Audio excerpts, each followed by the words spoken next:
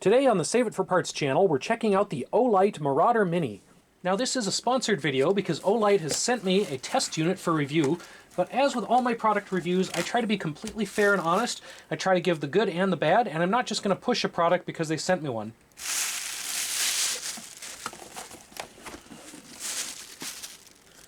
So this is the Marauder Mini flashlight from Olight. It goes up to 7,000 lumens, which is quite a bit.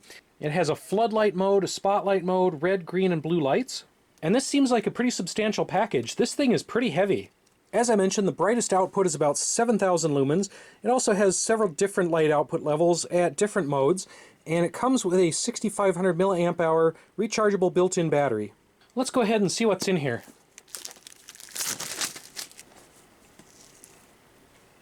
This is pretty fancy packaging. It reminds me of how you get a brand new cell phone. So here is our flashlight, and the instructions say to remove some of the protective films here, as well as an insulating piece inside the battery compartment. So here is our main battery, 32650, 6,500 milliamp hour at 3.7 volts. So this is a pretty beefy battery. It's about the size of a traditional D cell, but it's rechargeable and much higher capacity. Now we are supposed to charge this before using it, but I'll just go over some of my initial thoughts, some of the basic physical characteristics of the light. It feels decently nice in the hand. It is small but heavy. It has this rubber grip on one side, has a control dial here, some mode switches, a little lanyard ring, kind of the usual impact bezel here that you can use for breaking glass or whatever. And interestingly enough, it has a magnetic charge connector here, so you don't need a mini USB like a lot of these rechargeable flashlights use. We'll go ahead and open up the accessory pack here. So we have a little lanyard, we have our magnetic USB charging cable, we have a little belt pouch. These are always handy, and usually I have to buy these separately, so it's nice to have that included. And we have our user manual. Some of these more powerful flashlights can get really hot in use, and we're going to see how this thing handles thermal load and cooling and whatnot. The manual seems pretty straightforward. I haven't found any issues with it yet, and it mentions that this light has some pretty impressive features. For example, it has IPX8 rating, which means it can be underwater basically continuously, supposedly up to 600 meters. It can also be dropped up to 1.5 meter, has a pretty wide working temperature, and basically seems to be built for some pretty heavy use. Now, my uses in underground caves or tunnels such as Sandland typically involve a lot of sand, and one thing I'm a little concerned about is this little rotary control wheel. I'm wondering how much sand is going to get in there, how well will this control feature work once it's been exposed and packed full of silica sand. That's one thing we're going to take out and test in the real world. But before we get to any of that, we're going to fully charge this so it has the best performance for our tests. Now, one minor issue I have with this is that the charging cable is pretty short. It's only about 18 inches long, which means I can't set the flashlight up on a table or shelf while I charge it. Again, it's kind of a minor concern. It just means the flashlight has to live on the floor while it's charging. Alright, so we've come down here to Sandland, which is our own DIY underground tunnel maze, hand-carved out of Jordan sandstone bedrock. If you're not familiar with Sandland, you can check that out in some other videos. This is a project we've been working on for about a decade now. Since this is all underground, it's completely dark without any natural light, it's a good place to test out this Olight. So we've got a couple gauges on the Olight here. We'll turn off our other lights so you can see those. On the right, we have the battery capacity gauge, and on the left, we've got the light output gauge. So if we turn this on, you can see we're only at the first mark, and if we start increasing the light with the little dial, you can see that gauge on the left increasing until we're at full capacity. Here's a low-level flood. Can turn that up. That's our maximum level floodlight. Can turn that over to spotlight. That is a very concentrated beam. That's really interesting. I bet that would go a long way. This would be great for a boat. We've got our strobe light mode. We've got red light mode, green, and blue. Let's see how this compares to another light that I have. All right, in my left hand I have a 2,000 lumen light from the hardware store. In my right hand I have the Olight 7,000 lumen light. So you can definitely see the Olight, that's our smaller moving spot here. That is much, much brighter than the hardware store one. So that's great for long distances. I think the Olight would see something a lot farther away. You can see the Olight is much brighter in both flood mode and spot mode. That is an impressive beam of light going down the tunnel. We might have to go to a longer tunnel here at Sandland just to see how good this is. So here is our newest and longest tunnel at Sandland. Here's what it looks like with the Olight in flood mode. Really good. I can almost see to the end of this very long tunnel. Now if we turn it into spot mode, that's even better. We can see all the way to the end. This is really a cool light. And these colored lights aren't bad either.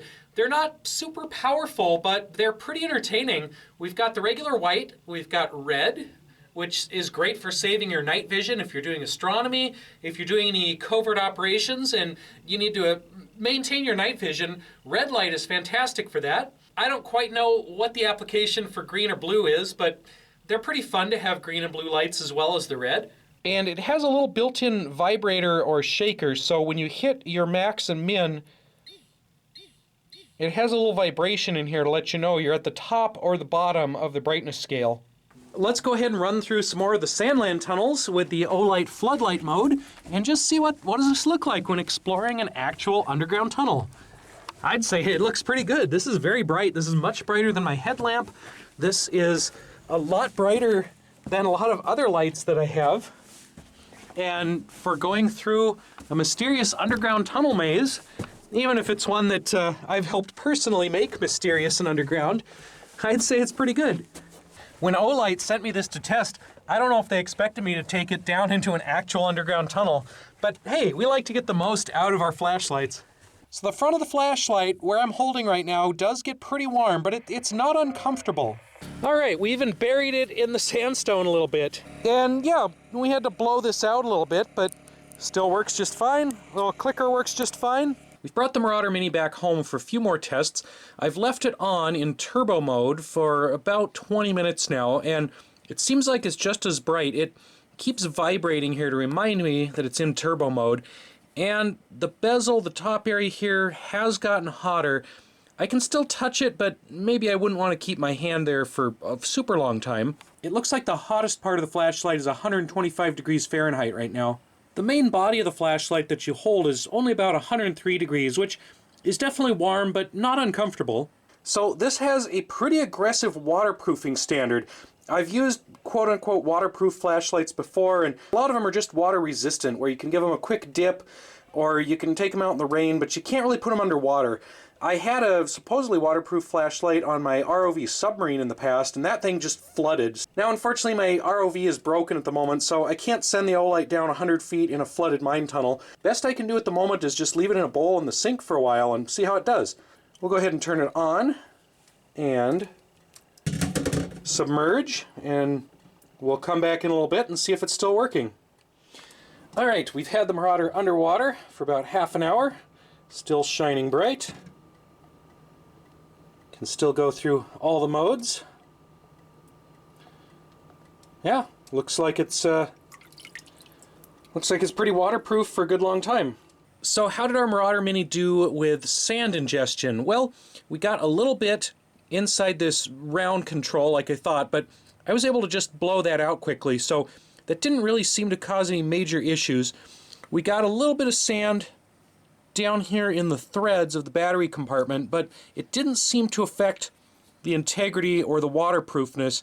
If you are using it in a dirty environment or a sandy environment, you just want to be sure, don't open it up when it's in a sandy place. Take it home, clean that out really well. These hardware store lights, they're a little bit cheaper, but they definitely don't have all the same features. They have exposed USB and charging ports here, so they're not very waterproof. They're big, they're bulky, they take up a lot more space in your backpack or your pocket. I'm not super familiar with all the flavors of rechargeable batteries these days, but the Olight has a smaller battery with more capacity, which is cool. Yeah, you can definitely get cheaper stuff, but the Olight here, to me, seems to have a higher build quality. It's more portable, more convenient, definitely more waterproof, and overall, yeah, I'd say this might be a better value for your money. Would I recommend the Marauder Mini flashlight from Olight?